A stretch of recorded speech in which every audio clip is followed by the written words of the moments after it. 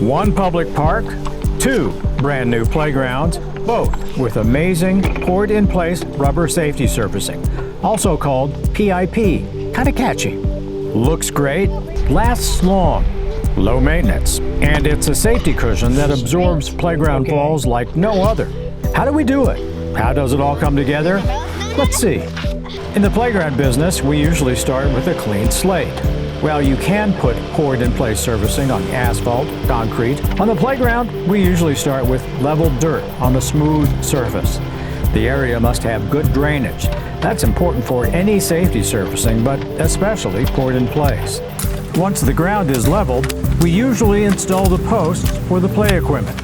Dig the holes, secure the structure posts in concrete, and finish installing the equipment.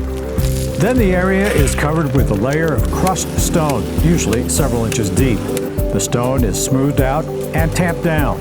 This is our first layer. Think of PIP as layer cake. Crushed stone is the base. The thicker black layer, called the buff, provides the majority of the cushioning, and the top layer, the EPDM, is the icing on top with more rubber safety cushioning. Here's where you can add colors, designs, even logos. Yep, we did this. With the stone now laid down, we prepare the buff, called SBR. It's shredded black rubber granules, typically made of recycled tires. It's all held together and mixed with liquid binder. It's applied wet. We do all of this in steps. Our crew often uses a screed board, basically a guide to get the buff layer at the proper height, which you and our team determine based on playground usage and fall height. It takes a fine hand to properly mix and spread this base layer of rubber and binder. We use a trowel to apply it evenly and without seams. You'll notice a determined back and forth motion to spread the material. You don't want the buff too compacted. It needs air for the material to breathe and bounce. Then it's followed with another trowel, this one constantly moistened to smooth the buff layer and help it set. Usually it takes a day or two. Now it's time for that top layer called the EPDM. It provides another crucial coat of cushioning, but here you can get creative, adding any number of color combinations. Our crew uses a recipe of rubber mix, binder, and timing.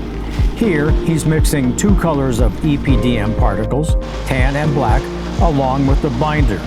This step is done in small batches.